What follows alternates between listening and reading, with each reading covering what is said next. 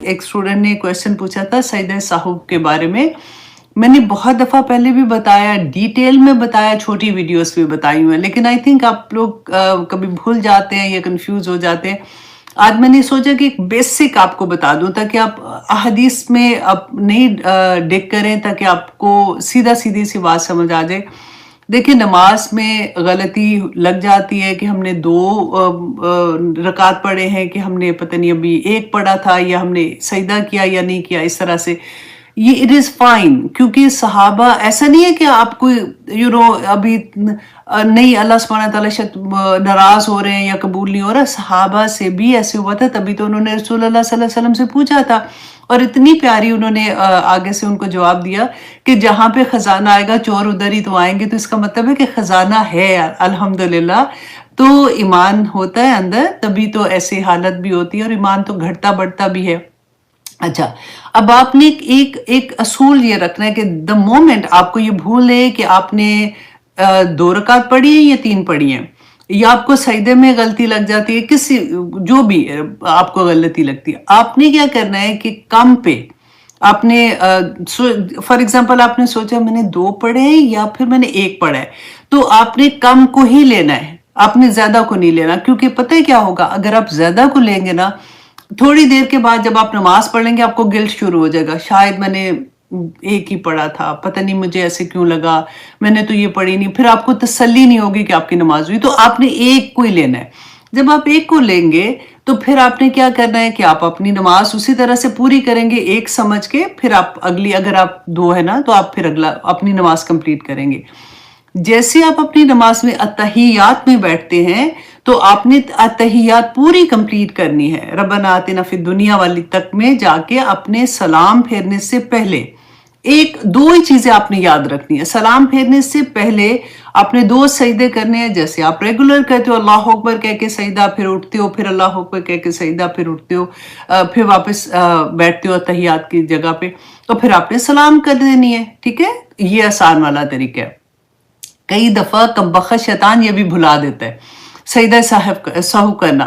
تو اچھا، اب آپ نے کیا کرنا ہے، اب آپ کو بعد میں یاد آیا، یا پھر کئی دفعہ ہوتا ہے کہ آپ اگلی، مطلب آپ نے 2 سنا تھے تو آپ نے اب فرض پڑھ لیے، تو آپ کو یاد ہے کہ میں نے تو سجدہ سہو نہیں کیا تھا. پھر آپ نے کیا کرنا ہے کہ دوبارہ سے اللہ اکبر کہنا ہے اور 2 سجدے کرنے ہیں. بیٹھ کے بھی کر سکتے ہیں، اب کھڑے ہیں تو تب بھی آپ اس طرح سے بھی 2، لیکن کرنے 2 سجدے ہی ہیں بس. 2 سجدے کر کے اتحیات میں بیٹھ کے پھر آپ نے پوری اتحیات پڑھ کے پھر سلام پھیر دیں. Simple is that. ٹھیک ہے. اچھا، بعض کا ہے کہ وہ یہ کہتے ہیں کہ نہیں، آپ نے 2 سجدے کرنے اور اس کے بعد آپ نے سلام پھیر دینا ہے، اور بعض کہتے ہیں نہیں اتحیات پڑھ لیں. میں کہتی ہوں کہ چلے آسانی یہی ہے کہ دل میں کوئی خلش نہ رہے تو اتحیات پڑھ لیں، کوئی فرق نہیں پڑتا نا.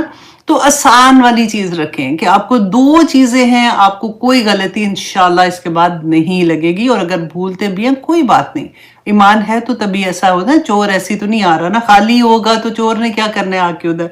تو یہ آپ کا سجدہ سہو کے بارے میں تھا. بتانے کا مقصد بھی یہ ہے کہ حالانکہ بہت چھوٹا میں نے لکھا ہے، just to give the idea کہ ان کی زندگیاں کیا تھی، انہوں نے کتنا کام کیا ہے، اپنی پوری زندگیاں اسلام کے لیے، اور ہمارے لیے بھی، مطلب ہمارے لیے وہ اتنا علم چھوڑ کے گئے ہیں جس سے ہم آج تک فائدہ اٹھاتے ہیں. اور اسی لیے میں یہ کہتی ہوں کہ اتنے بڑے منہ کھول کے مت کہا کریں کہ یہ غلط ہے، وہ غلط ہے، وہ غلط ہے، وہ فقہ والے غلط ہے، وہ فقہ والے غلط ہے. ایسے نہیں کہا کریں. احترام بہت ضروری ہے. ڈفرینٹ ہے، اختلاف ہے، لیکن آپ نے جس کو بھی آپ فالو کرتے ہو آپ کرو. آپ کو کون منع کر رہا ہے کہ آپ دوسرے کو نہیں کرو، لیکن دوسرے کو بھی احترام دو اسی طرح سے. رسول اللہ صلی اللہ علیہ وسلم نے کہا تھا دین آسانی کے لیے ہے. آپ کو جو آسانی لگتی ہے، جس کے فتاویٰ میں آپ کو آسانی لگتی ہے آپ کر لیں. اس میں کیا اتنی بہکنے کی ضرورت ہے اور کیا اتنے ڈرنے کی ضرورت ہے، کیونکہ سب نے ہی ٹھیک بات کہی ہے. ٹھیک ہے جی. اچھا، اب امام شافعی کے بارے میں آپ کو بتاتی ہوں کہ اچھا، اور مزے کی بات یہ ہے کہ ہم اتنا جو لڑ رہے ہوتے ہیں کیونکہ علم کوئی نہیں ہوتا، اس کی بیس پہ بات نہیں کر رہے ہوتے. تو یہ سارے امام ایک دوسرے کے، کوئی شاگرد تھا تو کوئی کسی کا استاد تھا. تو اسی طرح سے جیسے آج آپ دیکھ لیں کہ لوگ جیسے پڑھ رہے ہوتے ہیں، کوئی استاد ہوتا ہے، کوئی شاگرد ہوتا ہے، پھر شاگرد اس لیول پہ آ جاتا ہے، وہ پھر پڑھانا شروع کر دیتا ہے. کبھی اس کی فالوئنگ زیادہ ہو جاتی ہے بیکاز اس کا میں بھی طریقہ فرق ہوتا ہے. علم ساروں کے پاس ہو رہا ہوتا ہے. تو آپ کو یہ پتہ چلے گا کہ امام شافعی کے استاد کون تھے اور ان کے شاگرد کون تھے. ٹھیک ہے جی. امام شافعی رحمہ اللہ علیہ جو تھے، یہ ان کا نام جو تھا امام محمد بن ادریس شافعی رحمہ اللہ علیہ ان کا نام تھا. 150 ہجری میں ملک شام کے شہر غزہ میں پیدا ہوئے. غزہ سے تو آج کل سارے واقف ہے نا. تو 150 ہجری میں یہ پیدا ہوئے تھے اور 2 سال کی عمر میں مکہ ان کو لے آیا گیا تھا. ان کی مدر جو تھی نا، کیونکہ یہ 2 سال کی عمر میں جب ان کو لے کے آئی تھی تو یہ امام صاحب یتیم تھے. ان کے والد کا انتقال ہو گیا تھا جب ابھی ان کی پیدائش سے پہلے. بعض کتابوں میں ہے کہ پیدا ہوتے ہی، بعض میں ہے کہ پیدائش سے پہلے ان کے فادر کا انتقال ہو گیا. تو ان کی مدر جو تھی وہ ان کو مکہ میں واپس لے آئی تھی.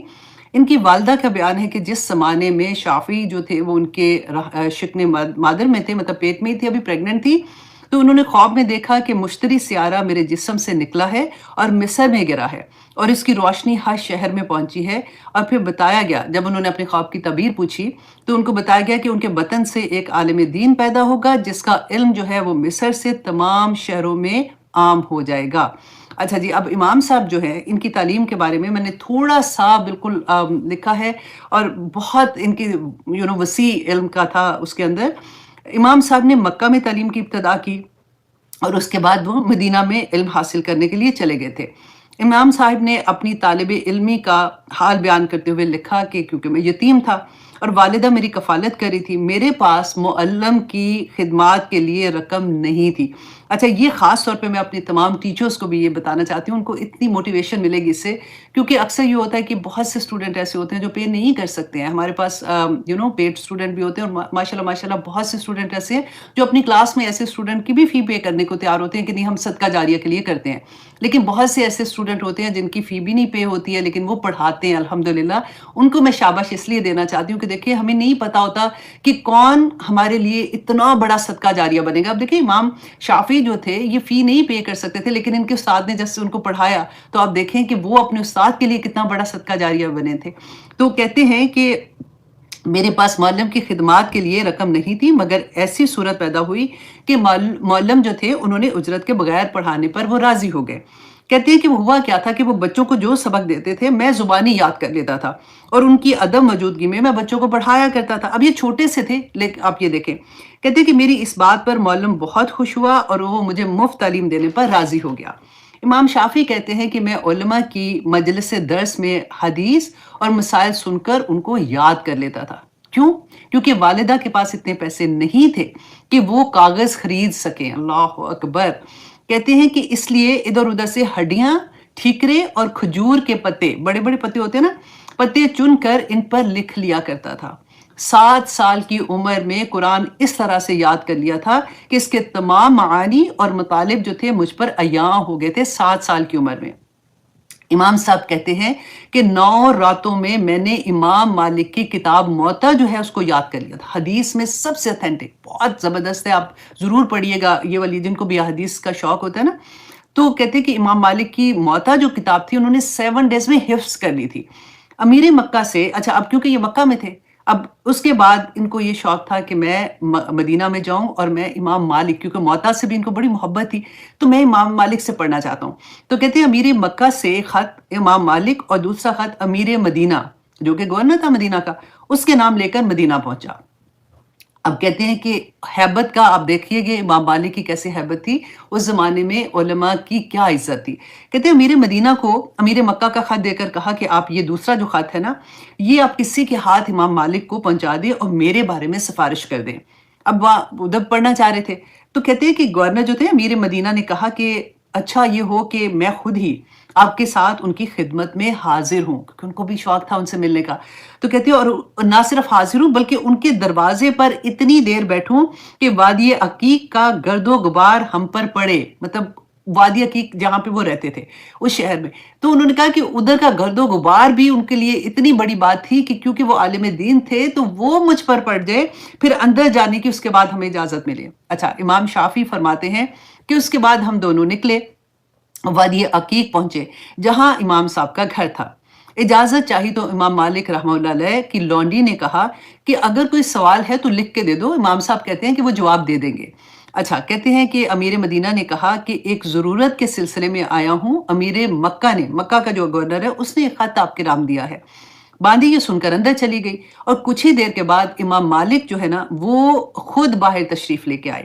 اچھا اب جیسے وہ باہر آتے ہیں تو امیر مکہ نے خط پڑھنا ان کو خط دیا. امیر مدینہ جو تھے انہوں نے نہیں سوری ہاں امیر مدینہ نے خط دیا تو انہوں نے امیر مکہ کا خط جب پڑھنا شروع کیا تو جب وہ اس پر آئے نا سفارش کی عبارت پر آئے تو کہا کہ سبحان اللہ، اللہ کا علم وسیلوں اور سفارشوں سے حاصل کیا جائے گا کیا؟ اچھا جیسے انہوں نے یہ کہا نا تو جو امام شافعی فرماتے ہیں کہ میں نے دیکھا کہ امیر مدینہ جو ہے نا وہ ڈر گئے اور وہ گھبرانے لگے. مطلب وہ ان میں اتنی ہمت نہیں ہو رہی تھی کہ وہ جو امام مالک ہیں انہیں کچھ کہہ سکے. آپ یہ ذرا سوچیں. کہتے ہیں جیسے میں نے ان کو دیکھا کہ وہ گھبرا گئے تو میں نے بات کرنی شروع کر دی. ان کو تو یہ لالچ تھا نا کہ یہ نہ ہو کہ مطلب میرا وہ چانس ہی ختم ہو جائے. تو انہوں نے پوچھا کہ تم کون ہو، تمہارا کیا نام ہے؟ تو جب انہوں نے اپنا نام بتایا محمد، تو کہتے کہ امام صاحب نے کہا کہ محمد اللہ کا خوف کرو اور گناہوں سے بچو کیونکہ آئندہ تم بہت باحثیت ہونے والے ہو. اور پھر میری طرف دیکھا اور پھر کہا کہ اچھا پھر کل آ جانا اور اپنے ساتھ کسی ایسے آدمی کو لے آنا جو تمہارے لیے موتا پڑھے، کیونکہ ان کو پڑھ کے سنانی تھی اور انہوں نے کریکشن کرنی تھی اور آگے ان کو بتانا تھا.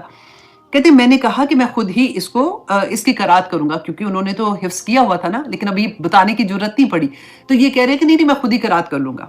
کہتے ہیں کہ میں موتا زبانی پڑھتا تھا لیکن میں ہاتھ میں کتاب، ان کے ڈر سے ہاتھ میں کتاب ہوتی تھی لیکن میں زبانی پڑھ رہا ہوتا تھا. اس طرح کہتے ہیں کہ میں نے چند دنوں میں موتا پڑھ لی اور امام صاحب کی وفات تک میں مدینہ میں ہی رہا. اب یہ امام مالک ان کے استاد تھے، ٹھیک ہے. امام مالک جو جب تک ان کی ڈیتھ نہیں ہوئی یہ پھر مدینہ میں رہے. اس کے بعد یہ واپس مکہ لوٹ آئے اور واپس جب یہ مکہ آتے تو ان کی علمی اور دینی شہرت اتنی عام ہو چکی تھی کہ اس کے بعد کہتے ہیں کہ ان لوگوں نے ان سے بہت علم سے فائدہ اٹھانا شروع کیا اور کچھ ہی دیر کے بعد پھر یہ بغداد کی طرف روانہ ہوئے. اچھا اب امام صاحب کے قیام بغداد میں امام احمد بن حنبل آپ دیکھیں بڑے ادب اور احترام کے ساتھ ان سے تحصیل علم کر رہے تھے، مطلب ان کے اسٹوڈنٹ بن گئے تھے. امام احمد بن حنبل اسٹوڈنٹ تھے، امام مالک ان کے استاد تھے، خود امام شافعی ہیں. رائٹ، دیکھیں ذرا. اب کہتے ہیں کہ ایک دن یحییٰ بن معین نے امام احمد کے صاحبزادے صالح سے کہا کہ آپ کے والد کو زیب نہیں دیتا کہ میں نے انہیں دیکھا ہے کہ امام شافعی سواری پر ہے اور وہ ان کے ساتھ پیدل چل رہے ہیں. اچھا ان کے بیٹے نے جب آ کے اپنے باپ سے کہا کہ مجھے انہوں نے یہ کہا تھا تو امام صاحب نے کہا کہ ان سے، امام مطلب احمد بن حنبل نے کہا کہ ان سے کہہ دو کہ اگر آپ فقیہ بننا چاہتے ہیں تو شافعی کی سواری کی دوسری رکاب آپ پکڑ لیں. اچھا امام شافعی بغداد میں پہلی مرتبہ 195 ہجری میں آئے تھے، 2 سال وہاں رہ کر پھر مکہ واپس چلے گئے. اس کے بعد دوبارہ دوسری مرتبہ 198 میں گئے اور چند ماہ وہاں قیام کیا اور 199 ہجری میں مصر تشریف لے گئے اور وفات تک وہ وہیں رہے. امام صاحب کا علم 3 مرکزی شہر میں عام ہوا، مکہ میں، بغداد میں اور مصر میں. ان میں ان کی مجلس درس قائم ہوئی. امام شافعی نہایت ذہین اور صاحب فراست اور فہم والے آدمی تھے. ابو عبیدہ کا بیان ہے کہ میں نے شافعی رحمہ اللہ علیہ سے زیادہ عقل مند کوئی شخص نہیں دیکھا اور اپنی ٹنور میں مطلب اپنی زندگی کے دور میں نے ان سے زیادہ کامل اور مکمل انسان نہیں دیکھا. ہارون بن سعید کہتے ہیں کہ اگر شافعی رحمہ اللہ علیہ پتھر کے اس ستون، سامنے ان کے کوئی ستون تھا، انہوں نے کہا اگر یہ بتانا شروع کریں کہ یہ والا ستون جو ہے یہ پتھر کا نہیں یہ لکڑی کا ہے، یہ ثابت، تو وہ ان کے دلائل اتنے اسٹرانگ ہوتے تھے کہ وہ یہ ثابت کر دیں گے کہ یہ لکڑی کا ہے حالانکہ وہ پتھر کا ہے. اتنے وہ ان کے دلائل مضبوط ہوتے تھے. محمد بن عبداللہ کا قول ہے کہ اگر شافعی رحمہ اللہ علیہ نہ ہوتے تو میں کچھ بھی نہ جانتا. انہوں نے مجھے قیاس سکھایا، مجھے فصیح زبان، وہ بڑے فصیح زبان اور صحیح عقل اور خیر کے مالک تھے. یونس بن عبد العالی کا قول ہے کہ اگر تمام لوگوں کی عقل شافعی رحمہ اللہ علیہ میں ضم کر دی جائے، مطلب ملا دی جائے، تو لوگوں کی عقل کا پتہ بھی نہ چلے. جو ان کی باتوں کو سمجھ لے وہ انتہائی سمجھدار ہے. وہ لوگوں سے بات چیت ان کی عقل کے مطابق کرتے تھے. حسین کہتے ہیں کہ میں نے امام صاحب کے ساتھ کئی راتیں گزاری. وہ تہائی رات تک نوافل ادا کرتے، 50 سے 100 تک آیات پڑھتے. ہر آیت کے بعد وہ مسلمانوں کے لیے دعا کرتے تھے اور عذاب کی آیات پہ اللہ سبحانہ تعالیٰ سے پناہ مانگتے تھے. اچھا اب ان کی وفات جو تھی، امام شافعی 150 ہجری میں پیدا ہوئے اور 203 ہجری میں جمعہ کے دن مصر کے شہر مصر میں فوت ہوئے تھے. ربیعہ بن سلیمان کا بیان ہے کہ تدفین سے جب وہ واپس آ رہے تھے تو اس وقت شعبان کی پہلی کا چاند انہوں نے دیکھا تھا. ربیعہ بن سلیمان کہتے ہیں کہ میں نے اسی رات، جس رات میں امام صاحب کو دفنا کے آیا تھا، میں نے رات کو خواب میں دیکھا اور کہ امام صاحب کو میں نے دیکھا تو میں نے ان سے پوچھا کہ اللہ نے آپ کے ساتھ کیا معاملہ کیا ہے. امام صاحب نے بتایا کہ اللہ پاک نے مجھے نور کی کرسی پر بٹھایا ہے. الحمدللہ یہ وہی کرسی ہے جو ہم اور آپ اللہ سے مانگتے ہیں کہ اللہ سبحانہ تعالیٰ نور کے ممبروں پہ بٹھا دینا. امام صاحب کی زندگی کا حال دیکھیں اور ہماری زندگیوں کا حال دیکھیں، لیکن اللہ سبحانہ تعالیٰ سے اچھا گمان تو کرنا چاہیے نا. اللہ سبحانہ تعالیٰ انشاءاللہ ہمیں بھی نور کی ممبروں پہ بٹھا دیں گے. تو یہ امام شافعی رحمہ اللہ علیہ تھے. اسی طرح میں کوشش کروں گی کہ جیسے جیسے وقت ملتا جائے میں آپ لوگوں کو کچھ نہ کچھ ایسے حالات زندگی بتاتی رہوں تاکہ ہمارے علم میں اضافہ اور وسعت پیدا ہو اور ہم ایسے فرقہ ہونے سے بچ جائیں. آمین ثم آمین. تو آئیے جناب اب سورت انشاءاللہ آج سٹارٹ کرتے ہیں سورت زلزال. سورت زلزال جو ہے یہ مدینہ میں نازل ہوئی تھی، مدنی سورہ. اس میں کچھ کا کہنا ہے یہ مکی دور کی ہے، زیادہ تر کا یہ ہے کہ مدینہ میں نازل ہوئی تھی. اس کے 8 اس کی آیات ہیں، 1 رکوع ہے. اس میں 53 کلمات ہے، 149 اس کے حروف ہیں. آنیسٹلی اس کی تشریح کرتے ہوئے میں خود بھی ڈر رہی ہوں. میں نے 7 ڈیز کیسے گزارے ہیں. میں نے آنیسٹلی ہر ایکسٹرا کام اپنی زندگی سے نکال کے سائڈ پہ کر دیا ہوا ہے کہ یہ جب سے 30th پارہ شروع ہے نا، وہ کہتے ہیں کہ جان ہی لے لے گا. وہی والی حال ہے کہ بس فوکس ہو کے میں دیکھ رہی ہوتی ہوں اور اللہ سبحانہ تعالیٰ سے دعا کرتی ہوں کہ یا پاک پروردگار میرے بھی اس کو دل کے اندر اتار دیتا کہ میرے لیے عمل کرنا آسان ہو جائے. اور اللہ سبحانہ تعالیٰ جو لوگ مجھے سن رہے ہیں اور آئندہ زندگی میں بھی سنتے رہیں گے، یا پاک پروردگار ان کے لیے بھی آسانیاں فرمانا، کیونکہ اتنے خوبصورت سبق ہیں جس کی کوئی حد نہیں. اچھا جی، سورت زلزال جو ہے نا، اس میں ہم دیکھیں گے کہ یہ قیامت کیسے آئے گی. اللہ سبحانہ تعالیٰ نے اس کا ذکر کیا ہے. اب دیکھیے اتنے بڑے بڑے ہم سبق سیکھتے ہیں، ہم پڑھتے ہیں، اور کئی دفعہ ہوتا ہے کہ بس پڑھ کے یہ سوچتے کہ ہاں اچھا ایسے ہوگا، قیامت آئے گی، بس ٹھیک ہے چلو جی وہ گئے. ایسا نہیں. آج کی سورہ کو آپ نے ایسے لینا ہے کہ ایک ایک لفظ کو آپ نے اپنے دل کے اوپر لینا ہے، ایک ایک لفظ کے لیے آپ نے دعا مانگنی ہے. کیونکہ رسول اللہ صلی اللہ علیہ وسلم جو تھے جب یہ سورہ پڑھتے تھے تو اس کو اور آہستہ پتہ ہے بندہ کیوں پڑھتا ہے. جیسے نماز آپ سوچیں، کبھی ہم پڑھتے ہیں نا تیزی سے پڑھتے ہیں، ایون تو ہمیں میننگس آتے ہیں نا، تیزی سے پڑھتے ہیں تو سمجھ کوئی نہیں آتی، بس ایک فرض پورا کرتے ہیں. لیکن کبھی ایسا ہوتا ہے کہ بہت دل سے جب ہم نماز پڑھتے ہیں نا تو پھر ہم کیسے پڑھتے ہیں؟ الحمد للہ رب العالمین الرحمن. جب ہم ایک لفظ بولتے ہیں نا، وہ جو بیچ میں پاز آتا ہے نا، اس میں ہم اس کا میننگ کو اپنے دماغ میں لا رہے ہوتے ہیں. رسول اللہ صلی اللہ علیہ وسلم اس سورہ کو اسی طرح سے پڑھتے تھے. حضرت ابو بکر صدیق کے بارے میں آتا ہے کہ جب یہ سورہ نازل ہو رہی تھی تو اس وقت یہ رسول اللہ کے پاس تھے، اور کہتے ہیں کہ اتنا وہ روئے ہیں اس سورہ کے بعد جب نازل ہوئی تھی. تو رسول اللہ صلی اللہ علیہ وسلم نے جب ان سے پوچھا کہ آپ اس طرح سے کیوں اتنا رو رہے ہیں، تو انہوں نے کہا کہ اس کا ایک ایک لفظ ایسا ہے کہ میرے جیسے کہتے ہیں نا رونگٹے کھڑے ہو جاتے ہیں کہ یہ بھی ہوگا ہمارے ساتھ، اس طرح سے ہوگا. اللہ سبحانہ تعالیٰ نے اگر کرم نہ کیا تو ہم تو نہیں بچ سکیں گے. اب اس کی فضیلت کے بارے میں ایک آتی ہے حدیث آتی ہے کہ عبداللہ بن عمر، سنن ابی داؤد کی ہے 1399. عبداللہ بن عمر رضی اللہ عنہ یہ وہی صحابی ہیں. یاد ہے میں نے آپ کو بتایا تھا کہ پوری دن رات میں ایک پورا قرآن ختم کر لیتے تھے. رسول اللہ کو جب پتہ چلا تو انہوں نے کہا کہ مجھے ڈر ہے، تمہیں اللہ نے بڑی زندگی دینی ہے لیکن تم اس پہ ثابت نہیں رہ سکو گے، ایوری ڈے تم اس طرح سے یہ عمل نہیں کر پاؤ گے، تو اس لیے کوشش کرو تم 1 مہینے میں کمپلیٹ کر لیا کرو. تو نہیں مانے، ان کا نہیں میں اور زیادہ کر سکتا ہوں. تو یہ وہی والا تھا کہ نہیں، پھر کہا کہ اچھا اتنے دن میں نہیں تو پھر تم 7 دن میں کر لو. تو پھر تم اس کے بعد تھا کہ بعض حدیث میں آتا ہے کہ 3 دن سے پھر اس کے بعد اجازت نہیں دی کہ نہیں اس سے زیادہ نہیں. وہ 7 دن کی تو میں نے آپ کو لاسٹ ٹائم بتائی تھی، وہ 7 جیسے منزلیں ہوتی ہیں نا، ایک دن میں 1 منزل کمپلیٹ کرنے کا. تو یہ وہی صحابی ہیں. یہ بیان کرتے ہیں کہ ایک شخص رسول اللہ صلی اللہ علیہ وسلم کے پاس آیا اور کہا کہ اللہ کے رسول مجھے قرآن مجید پڑھا دیجئے، مطلب کچھ ایسا سکھا دیجئے. آتے تھے نا جیسے رسول اللہ کے پاس سیکھنے کے لیے. تو رسول اللہ صلی اللہ علیہ وسلم نے فرمایا کہ ان تینوں سورتوں کو پڑھو جن کے شروع میں الف لام را آتا ہے، جیسے سورہ یونس، سورۃ ہود اور سورہ یوسف. اس نے کہا کہ میں عمر رسیدہ ہوں، میرا دل سخت ہے اور میری زبان بھی موٹی ہے. جیسے بڑے ہوتے ہیں نا، بزرگ ہوتے ہیں، اب اگر انہوں نے نہیں پڑھا ہوا، ان کی تو خیر لینگویج تھی نا اپنی، لیکن اگر اپنی ایون لینگویج بھی ہوتی ہے تو پھر پڑھنا مشکل ہو جاتا ہے، بھول جاتا ہے بندہ اور اس طرح سے نہیں پڑھ سکتا.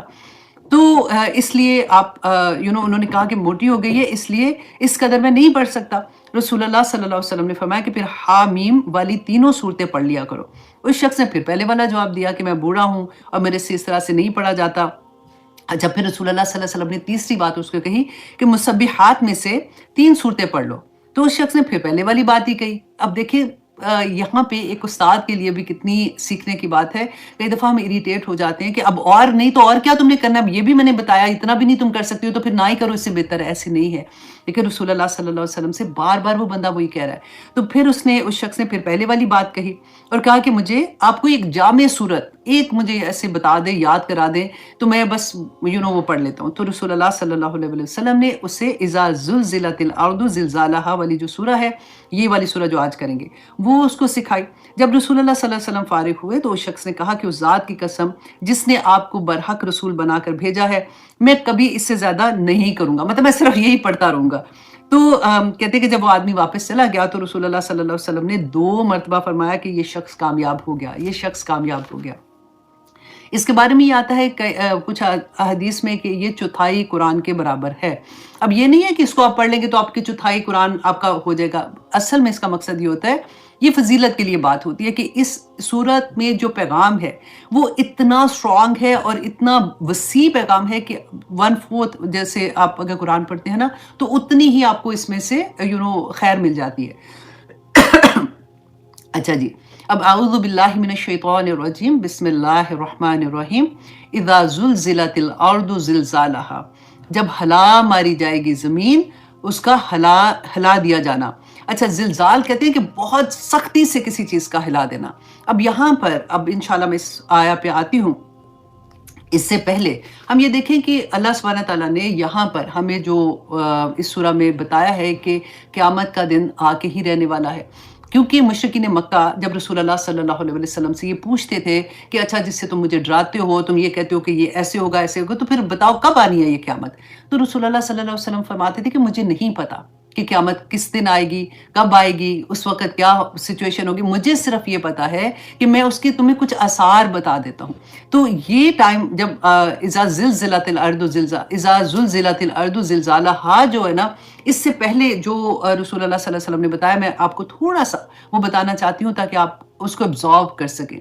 देखिए हदीस जिब्रील में आता है कि रसूलुल्लाह सल्लल्लाहु अलैहि वसल्लम के पास एक शख्स आता है, तो आके बिल्कुल उसके कपड़े बिल्कुल फ्रेश होते हैं, उसके बाल ठीक बने होते हैं, शक्ल भी उसकी बहुत ठीक होती है। आके वो बिल्कुल रसूलुल्लाह सल्लल्लाहु अलैहि वसल्लम के साथ बैठ जाता है, जैसे होता है ना कि घुटने से घुटना मिला के।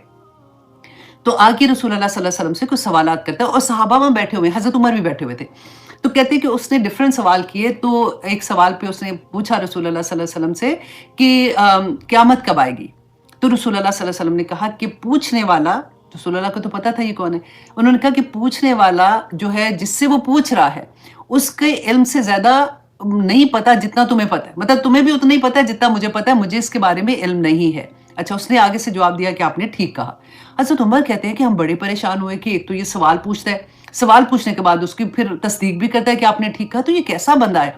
दूसरा कहते हैं कि हम ये परेशान कि अगर इसके हुलिये से ये लग रहा है साफ सुथरे कपड़े हैं, ये दूर से नहीं आया, अगर ये मदीना का है तो फिर हम में से कोई इसको जानता भी नहीं है ये कौन है, और अगर ये दूर से आया तो ये इसका ये हाल नहीं होना चाहिए था, मतलब इसके कपड़े गर्द-आलूद होने चाहिए थे। कहते हैं इसी कश्मकश में थे कि वो जब निकले तो रसूलुल्लाह सल्लल्लाहु अलैहि वसल्लम ने फरमाया कि पता है ये कौन था? तो साहबा ने कहा कि नहीं। तो रसूलुल्लाह ने फरमाया कि ये जिब्रील थे जो तुम्हें तालीम देने के लिए आए थे। तो इससे पता चलता है कि क़यामत कब आएगी उस वक्त का किसी को नहीं पता। अलबत्ता रसूलुल्लाह सल्लल्लाहु अलैहि वसल्लम ने फरमाया कि मैं तुम्हें क़यामत की अलामात के बारे में बता देता हूँ कि वो कौन सी अलामत है। नंबर 1 ये कि औरत का अपने मालिक को जानना। ये हदीस भी हमने बहुत दफ़ा पढ़ी है। नंगे पांव फिरने वालों का हाकिम बन जाना और बकरियां चराने वालों का बड़ी बड़ी इमारतें तामीर करना क़यामत की निशानियों में से है। अच्छा, अब क़यामत कब आएगी इसका इल्म जो है ये अल्लाह के सिवा किसी को भी नहीं पता। अलबत्ता रसूलुल्लाह सल्लल्लाहु अलैहि वसल्लम ने सहाबा को क़यामत से पहले पैदा होने वाले जो फितने थे और बाज़ वाक़यात जो थे उनके जो, और बिल्कुल क़यामत के करीब आने वाले जो वाक़यात थे ना, उनकी अलामत से आगाह किया था।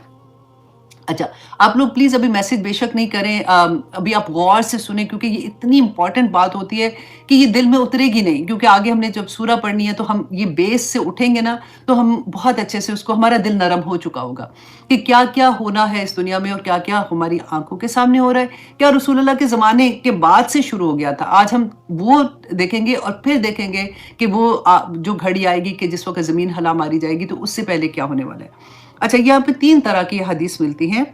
وقت گزرنے کے ساتھ ساتھ امت میں پیدا ہونے والے فتنے اور گمراہیوں کی نشاندہی رسول اللہ نے فرمائی تھی، جیسے اخلاقی جو زوال تھا اس کے بارے میں رسول اللہ نے بتایا کہ علم اٹھ جائے گا، جہالت عام ہو جائے گی، شراب بکثرت ہو جائے گی، کھلا زنا ہوگا۔ دوسری قسم کی حدیث میں رسول اللہ صلی اللہ علیہ وسلم نے وقت گزرنے کے ساتھ ساتھ بعض جو تبدیلیاں آنی تھیں ان کا ذکر فرمایا تھا۔ یہ 3 طرح کی چیزیں ہیں، یہ اپنے ذہن میں رکھنی ہے۔ پہلے اخلاقی ہم نے دیکھا تھا نا، اخلاقی طور پہ انسان کے ساتھ کیا ہوگا۔ اچھا، اب یہاں پہ رسول اللہ نے فرمایا کہ جو تبدیلیاں ہوں گی اس کائنات میں، کہ سرزمین عرب میں چراغ گاہیں کا بننا اور نہروں کا جاری ہونا، دولت کی فراوانی ہونا، دریائے فرات سے سونے کا پہاڑ ظاہر ہونا۔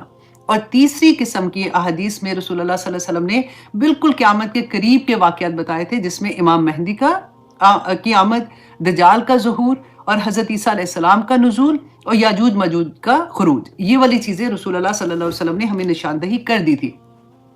اب دیکھیں رسول اللہ صلی اللہ علیہ وسلم نے قیامت سے پہلے جو ہم نے پہلا پڑھا تھا نا کہ اخلاقی طور پہ کتنی گمراہی ہو جائے گی اور کیا ہوگا، کیونکہ دیکھو جب ہم لوگ یہ پڑھتے ہیں نا کہ اللہ سبحانہ تعالیٰ ہمیں نور کے ممبروں پہ بٹھا دے، اللہ سبحانہ تعالیٰ ہم قبول کر لے، یہ اتنا مشکل ہو جائے گا۔ اسی لیے تو دین پہ عمل کرنا کے لیے جو فتنے ہیں نا ان میں سے بچنا، اور بچیں گے کب؟ جب ہمیں پتا ہوگا، جب ہمیں علم ہوگا کہ یہ چیزوں سے بچنا کیسے ہے، اور ان سے جو بچے گا اس کو پھر اللہ سبحانہ تعالیٰ کیا مقام دیں گے۔ ایسے نہیں نوروں کے ممبروں پہ ہم نے بیٹھنا نہ جا کے، کیونکہ یہ دیکھیں یہ ابھی آگے جو آ رہی ہے نا باتیں، میں نے آنیسٹلی اتنی جگہوں سے اس کو لے کے لکھتی گئی تھی کہ کسی طرح سے ایسا ہو کہ مجھے بھی یہ بات کی سمجھ ہے، کیونکہ موٹیویشن ہوتی ہے، ریمائنڈر ہوتے ہیں، پھر سے یاد آتا ہے کہ رسول اللہ صلی اللہ علیہ وسلم نے قیامت سے پہلے جو فتنے ظاہر ہوں گے اس سے نہ صرف امت کو ہمیں آگاہ کیا، بلکہ ان فتنوں کی شدت کے بارے میں بڑی فصاحت سے بیان کیا تھا۔ اچھا، اب میں آپ کے سامنے رکھتی ہوں بخاری کی حدیث میں چھوٹی چھوٹی، میں نے اس کے مطلب پوری حدیث نہیں آپ کو سناؤں گی کیونکہ بہت زیادہ تھی، تو میں چھوٹے میسیجز جو تھے نا وہ آپ کے سامنے رکھتی ہوں کہ بخاری میں ہے کہ رسول اللہ نے فرمایا کہ میں آنے والے فتنوں کو تمہارے گھروں میں بارش کے قطروں کی طرح گرتا ہوا دیکھ رہا ہوں۔ مسلم کی حدیث میں تھا کہ بعض فتنے گرمیوں کی آندھیوں کی طرح ہوں گے جو دین اور ایمان نام کی کوئی چیز نہیں چھوڑیں گے۔ یہ کس کو؟ ہمیں کہہ رہے ہیں نا، دین اور ایمان تو مسلمانوں کے پاس ہی ہے نا، تو اللہ سبحانہ تعالیٰ ہمیں بچا کے رکھے۔ بخاری میں ہے کہ بعض فتنے اتنے شدید ہوں گے کہ ان کی طرف جھانکنے والا بھی اس میں مبتلا ہو جائے گا۔ ابن ماجہ میں ہے کہ بعض فتنے ایسے ہوں گے کہ اگر ان کے دروازوں پر آگ کی طرح بلانے والے کھڑے ہوں گے، اور یعنی ان فتنوں میں مبتلا ہوتے ہی انسان جہنم میں جا گرے گا۔ ان ایسے دروازوں کی طرف لوگوں کو نہیں پتا چلے گا، ان کو تو لگے گا وہ بڑا فن ہو رہا ہے، یہ ہو رہا ہے، لیکن صرف ادھر جھانکنے سے اس کے اندر اگر جائیں گے بھی تو وہ سیدھے جہنم میں گر جائیں گے۔ ترمذی میں آتا ہے کہ ایک آدمی صبح کے وقت مومن ہوگا اور رات کے وقت کافر ہو جائے گا، ایک آدمی رات کو مومن ہوگا اور صبح کے وقت کافر ہو جائے گا۔ ترمذی میں آتا ہے کہ لوگ دولت دنیا کی خاطر اپنا دین اور اپنا ایمان بیچ ڈالیں گے۔ آج آپ لوگوں کو نظر آتا ہے اپنے ارد گرد یہ سارا کچھ۔ فتنوں کے درمیان ایمان پر قائم رہنا اتنا مشکل ہوگا جتنا آگ کا انگارہ اپنے ہاتھ پر رکھ لینا۔ ہم کہتے ہیں نا کہ نہیں الحمدللہ ہم ایمان پہ قائم ہیں، لیکن دیکھیں رسول اللہ صلی اللہ علیہ وسلم نے فرمایا تھا یہ اتنا مشکل ہوگا، کیونکہ ہمیں لگتا ہے کہ نہیں کوئی بات نہیں، اگر جب ہم تیتر بٹیر ہوں گے نا، کبھی اتنا بھی یہ بھی ٹھیک ہے تو یہ بھی ٹھیک ہے، تو پھر وہ تو آسانی والی بات ہوگی نا، اس میں کیا مشکل ہے، وہ تو خیر ہے، نماز بھی پڑھ لی تو مہندیوں پہ جا کے ڈانس بھی کر رہے ہیں تو دیکھ بھی آئے، یہ سارا کچھ تو ہو رہا ہے نا ہمارے سامنے، اور ہم میں سے ہر ایک اس میں انوالو ہے۔ اب یہ ان جو میں نے آپ کے سامنے حدیث رکھی ہے ایسا ہی لگتا نہیں ہے، ہر گھر میں یہ کچھ ہو رہا ہے، ہر گھر میں ہو رہا ہے۔ کہاں سے بچیں گے؟ میری بات سنیں آپ، جو نہیں جاتا نا، جیسے کوئی بعض اسٹوڈنٹ کا آتا ہے تو خاندان ناراض ہو جاتے ہیں، سسرال ناراض، خاوند ناراض، یہ کیا تم نے نیا کوئی دین شروع کر لیا ہے، یہ کیا تم نے کرنا ہے، مطلب خاندان میں تو تم ناک کٹوا دو گی، تم نے کیا مہندی پہ نہیں جانا، تم کیا ایسے نہیں کرو گی، تم ویسے نہیں کرو گی، تو فتنے اور کیسے آئیں گے مجھے یہ بتائیے۔ اب آگے دیکھیے کہ سب سے شدید فتنہ علم دین کا اٹھ جانا ہوگا۔ غور کرے تو پتہ چلتا ہے کہ علم دین کا اٹھ جانا ہی باقی سب فتنوں کے ظہور کا باعث بنے گا۔ شرک، بدعت، بے عملی، جھوٹ و فریب، والدین کی نافرمانی، خیانت، فحاشی، بے حیائی، قتل و غارت، قطع رحمی، ان تمام فتنوں کا سبب دین سے دوری نہیں ہے تو اور کیا ہے۔ جیسے جیسے لوگ قرآن و حدیث کے علم سے ناآشنا ہوتے جائیں گے، ویسے ویسے گمراہیوں میں مبتلا ہوتے جائیں گے۔ رسول اللہ صلی اللہ علیہ وسلم قیامت کی نشانیوں کا اس طرح ذکر فرماتے تھے کہ لگتا تھا کہ اللہ سبحانہ تعالیٰ نے رسول اللہ صلی اللہ علیہ وسلم کے سامنے قیامت آنے سے پہلے کا پورا زمانہ ایک تصویر، ایک پکچر کی طرح ان کے سامنے کھول دیا ہے۔ رسول اللہ صلی اللہ علیہ وسلم نے فرمایا اور خبردار کیا. اللہ اکبر. امام احمد روایت کرتے ہیں کہ لوگ صرف جان پہچان والے لوگوں کو سلام کریں گے. آج دیکھ لیجیے آپ کس کو سلام کرتے ہیں؟ مسلمان نظر آئے گا تو ایسے سلام کریں گے؟ نہیں. آپ کے جو جاننے والے ہیں آپ انہیں کو مشکل سے سلام کریں گے، ورنہ یہ ہوگا کہ وہی مجھے سلام کر لے تو بہتر ہے. چلے یہ والی بات تو چھوڑ دیں، لیکن کتنی بڑی بات ہے کہ لوگ صرف یہ قیامت کی نشانیاں ہیں، یہ فتنہ ہے کہ ہم مسلمان کو دیکھ کے سلام نہ کریں. آپ بازار میں جاتی ہیں، آپ کو مسلمان نظر آتے ہیں، آپ ان کو سلام کریں. آپ پارٹی میں ہیں، جن کو جانتے ہیں نہیں جانتے سب کو سلام کریں. اللہ سبحانہ تعالیٰ اس پہ اجر ہے. ایک دفعہ سلام کر کے السلام علیکم ورحمۃ اللہ وبرکاتہ کہنے پہ آپ کو پتہ 30 نیکیاں مل جاتی ہیں. اور بخاری کی حدیث ہے کہ لوگ حلال اور حرام میں تمیز نہیں کریں گے، لیبل چینج کر دیں گے. اللہ اکبر. ترمذی میں ہے کہ لوگ دولت دنیا کے عوض اپنا دین اور ایمان بیچ ڈالیں گے. مسلم میں ہے کہ قتل بہت ہوں گے، حتیٰ کہ قاتل کو یہ علم نہیں ہوگا کہ اس نے کسی کو کیوں قتل کیا، اور مقتول کو یہ علم نہیں ہوگا کہ اسے کیوں قتل کیا گیا. امام مسلم بیان کرتے ہیں کہ عورتیں ایسا لباس پہنیں گی کہ لباس کے باوجود ننگی ہوں گی. آپ دیکھیے کہ کبھی اتنے ٹائٹ کپڑے ہوتے ہیں، آپ کے جسم کے ساری شیپ نظر آ رہی ہوتی ہے. بعض دفعہ اتنے سی تھرو ہوتے ہیں کیونکہ دوپٹے بھی اتر گئے نا، دوپٹے بھی کوئی نہیں ہوتے ہیں ساتھ، کور تو دور کی بات ہے. اب آپ دوپٹے اب دیکھیں اگر ہوں گے بھی تو 1% جو لیں گے تو وہ سائڈ پہ ادھر ایک لٹکا دیں گے، بس ختم. اور یا پھر وہ سائڈوں پہ ہاتھوں پہ ایسے کر کے تو ختم. اللہ اکبر. اچھا ابن حبان میں ہے کہ وقت، یہ تو لگتا ہے آج کل یہ بھی آپ نے ایکسپیرینس کیا ہوگا کہ وقت اس تیزی سے گزرے گا کہ سال مہینوں کے برابر، مہینے ہفتوں کے برابر، اور ہفتے دنوں کے برابر، اور دن گھنٹوں کے برابر محسوس ہوں گے. طبرانی میں ہے کہ ایسے لوگ حاکم بنیں گے جو مشرکوں سے بھی بدتر ہوں گے. اور مسلم میں ہے کہ ایسے حکمران بنیں گے جو انسانی شکل میں شیطان ہوں گے. اللہ اکبر. طبرانی میں ہے کہ کچھ ایسے حکمران ہوں گے جن کے دل مردار کی بو سے بھی زیادہ غلیظ ہوں گے. غیر مسلم قومیں مسلمانوں پر اس طرح سے چڑھ دوڑیں گی جس طرح کھانا کھانے والے ایک دوسرے کے دسترخوان پر بلاتے ہیں. نمبر 10 یہ کہ مسلمان یہود و نصارہ کے نقش قدم پر اس طرح چلیں گے جیسے بالشت بائی بالشت، مطلب جیسے ہوتا ہے نا کہ رسول اللہ نے اگزامپل دیا کہ جیسے ایک جوتا دوسرے کے کس طرح سے برابر ہوتا ہے ہر جگہ سے، اسی طرح سے اتنا کاپی کریں گے یہود و نصارہ کو. اور یہاں تک کہ رسول اللہ نے فرمایا کہ اگر وہ اپنی ماں سے اللہ اکبر، یہ میں نہیں پڑھتی ہوں، آپ خود ہی اس حدیث میں پڑھ لیجئے گا، بہت تکلیف ہوتی ہے ایسی بات پڑھ کے بھی کہ کیا حال ہوگا. اور ہم اپنی آنکھوں کے سامنے سب کچھ دیکھ رہے ہوتے ہیں. صرف یہ ہے کہ دیکھیں اللہ سبحانہ تعالیٰ سے دعا کریں کہ آپ پروردگار مجھے اس قابل کر دے کہ میں آپ کا جو پیغام ہے وہ کنتم خیر امت اخرجت للناس تأمرون بالمعروف وتنہون عن المنکر، وہ کہنے والی بن جاؤں، اچھے سے بات کروں. دیکھیں میں ہمیشہ یہ بات کہتی ہوں کہ جب آپ نے کسی کو کوئی پیغام ہے سب دینا ہے، اگر آپ کسی کو کچھ غلط کرتے دیکھتے ہیں نا، 1 to 1 بات کریں. کبھی کسی کا مذاق فرینڈس کے سامنے بیٹھ کے نہیں کریں، یا فرینڈس میں مذاق نہیں تانا جیسے دیتے ہیں ویسے نہیں کہ تمہیں پتہ ہے فلاں کی بیٹی ایسے ہے تو فلاں کا بیٹا ایسے نہیں. آپ کے دل میں اگر درد ہوگا نا، اس لیے کہ آپ چاہتے ہیں کہ امت مسلمان میں جو ایسی چیزیں مجھے موقع، مجھے آئی ڈونٹ کیئر کہ پوری دنیا کیا کر رہی ہے، آئی ڈونٹ کیئر کہ کوئی کہہ رہا ہے کہ نہیں کہہ رہا، لیکن میری اپنی ایک ذات کے ساتھ جو اللہ سبحانہ تعالیٰ نے مجھے حکم دیا ہے میں نے اس کو کیسے آگے ڈیلیور کرنا ہے. اللہ سبحانہ تعالیٰ سے دعا کر کے نا مانگے اللہ سبحانہ تعالیٰ سے کہ مجھے یہ توفیق عطا کرے کہ میں یہ کر سکوں. آمین ثم آمین. اور اللہ آسان کر دیں گے. اچھا جی، اس سے میں ایک بات بلکہ مجھے یاد آئی، جیسے میں کہہ رہی ہوں نا آسان کر دیں گے، آسانی مشکل لگتی ہے. ایک دفعہ ایسے مجھے بھی جذباتی ہو جاتا ہے نا بندہ، تو میں نے کسی بچوں کی ایسی کوئی پکچرز دیکھی تھی تو مجھے اتنی تکلیف ہوئی جس کو کھڑنے کہ ہائے یہ تو اپنے جاننے والے ہیں اور مائیں باقاعدہ اچھی ہیں، مطلب جیسے پریکٹسنگ مدرس ہوتی ہیں. تو دیکھو بچیوں نے تو بہت ہی غلط والے کپڑے پہنے تھے، اتنے تھے کہ مجھے اتنی تکلیف تھی کہ میں دیکھ کے تو مجھے کسی نے وہ بھیجا تھا.